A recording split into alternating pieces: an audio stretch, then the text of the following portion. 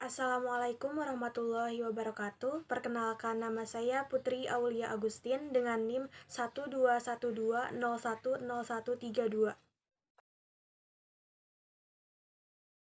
Perkenalkan, nama saya Neneng Siti Mitarinjani dengan NIM 12120100124 dari kelompok 2. Kami akan menjelaskan mengenai ulumul Quran dan peranannya dalam memahami Al-Quran.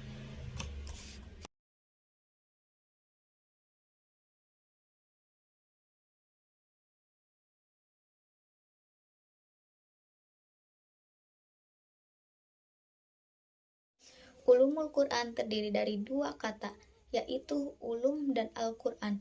Ulum adalah jamak dari kata ilmu yang berarti ilmu-ilmu, dan Al-Quran adalah mukjizat Islam yang sangat kekal, dan mukjizatnya itu selalu diperkuat oleh kemajuan-kemajuan ilmu pengetahuan.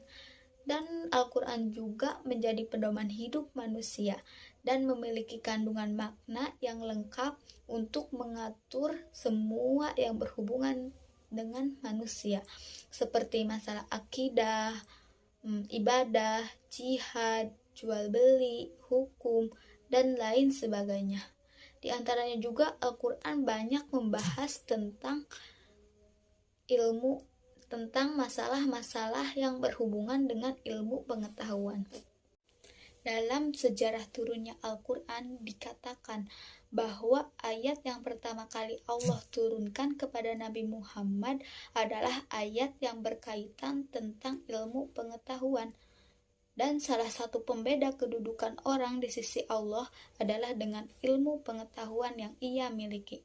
Makanya setiap orang diperintahkan agar mencari ilmunya dari buayan sampai ke liang lahat. Bahkan ada pepatah yang mengatakan, carilah ilmu walaupun sampai ke negeri Cina.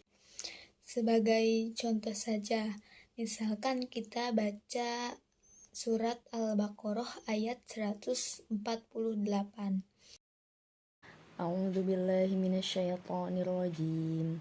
Bismillahirrahmanirrahim. Walikulli wijhatun huwa muwalliha fastabiqul khairat. Aynama takunu ya'ti bikumullahu jami'a. Innallaha ala kulli syai'in qadir. Artinya, dan setiap umat mempunyai kiblat yang dia menghadap kepadanya. Maka berlomba-lombalah kamu dalam kebaikan. Di mana saja kamu berada, pasti Allah akan mengumpulkan kamu semuanya pada hari kiamat.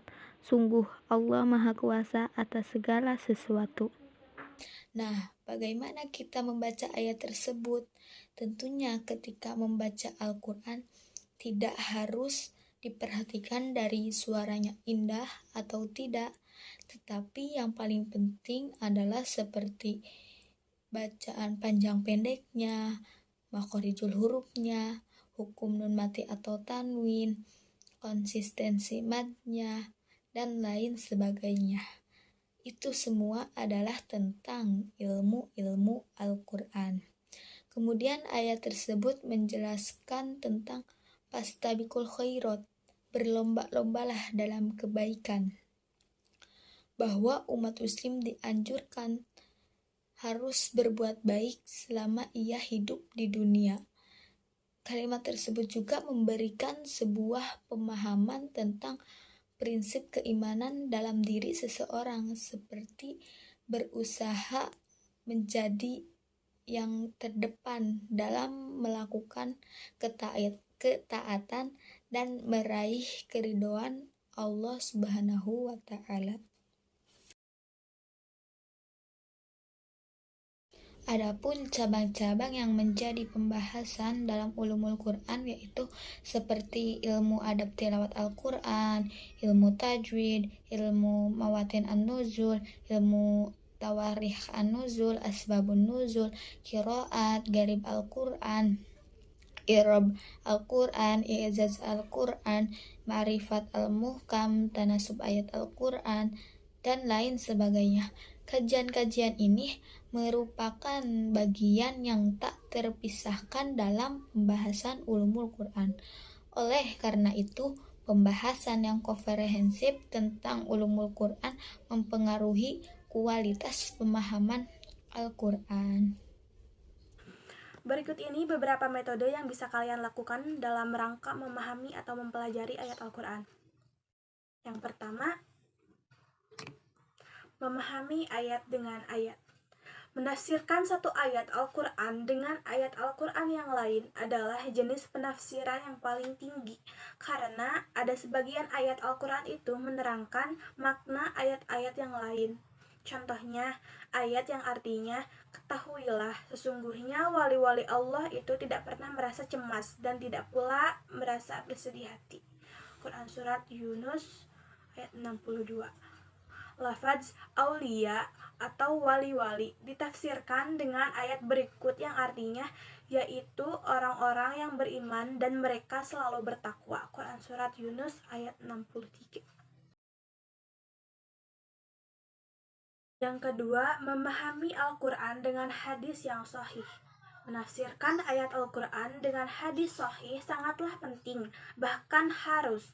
Allah menurunkan Al-Quran kepada Rasulullah tidak lain supaya diterangkan maksudnya kepada semua manusia. Firman Allah yang artinya, dan kami turunkan Al-Quran kepadamu Muhammad, supaya kamu terangkan kepada umat manusia apa yang telah diturunkan kepada mereka agar mereka pikirkan. Quran Surat An-Nahl ayat 44. Yang ketiga, memahami ayat dengan pemahaman sahabat. Merujuk kepada penafsiran sahabat terhadap ayat-ayat Al-Quran seperti Ibnu Abbas dan Ibnu Mas'ud sangatlah penting sekali untuk mengetahui maksud suatu ayat. Karena di samping senantiasa menyertai Rasulullah SAW, mereka juga belajar langsung dari beliau. Berikut ini contoh tafsir dengan ucapan sahabat tentang ayat yang artinya, yaitu Tuhan yang Maha Pemurah yang bersemayam di atas arsy. Quran Surat Toha ayat 5. Al-Hafiz Ibnu Hajar di dalam kitab Fathul Bari berkata, menurut Ibnu Abbas dan para ahli tafsir lain, istiwa itu maknanya irtafa'a, artinya naik atau meninggi. Yang keempat, harus mengetahui gramatika bahasa Arab. Tidak diragukan lagi untuk bisa memahami dan menafsirkan ayat-ayat Al-Quran, mengetahui gramatika bahasa Arab sangatlah penting, karena Al-Quran diturunkan dalam bahasa Arab. Tanpa mengetahui bahasa Arab, kita tidak mungkin memahami makna ayat-ayat Al-Quran. Yang kelima, memahami naskah Al-Quran dengan asbabun nuzul. Tidak kurang dari sepertiga Al-Quran turun dengan asbabun nuzul. Ini berarti untuk memahami maksud dan tujuan dari kandungan Al-Quran, maka dapat kita lakukan melalui asbabun nuzul. Mempelajari Al-Quran merupakan jenis perniagaan yang tiada merugi. Dan jika kita mengamalkan secara terus-menerus walaupun sedikit, maka ini adalah salah satu amalan yang dicintai oleh Allah Subhanahu wa Ta'ala. Selain itu, Al-Quran kelak bisa memberikan syafaat kepada orang-orang yang dalam masa hidupnya dihabiskan untuk membaca, mempelajari, dan mengamalkan isi kandungannya. Di zaman yang sangat canggih seperti saat ini, banyak sekali media atau alat yang bisa kita gunakan untuk itu. Namun, hakikat dari mempelajari atau memahami dari setiap Al-Quran adalah agar kita menjadi manusia yang memiliki batasan-batasan dari sisi agama. Demikian presentasi kami dari kelompok 2. Apabila ada kesalahan kata, mohon dimaafkan karena kami masih dalam tahap pembelajaran. Semoga bermanfaat bagi kita semua. Terima kasih. Wassalamualaikum warahmatullahi wabarakatuh.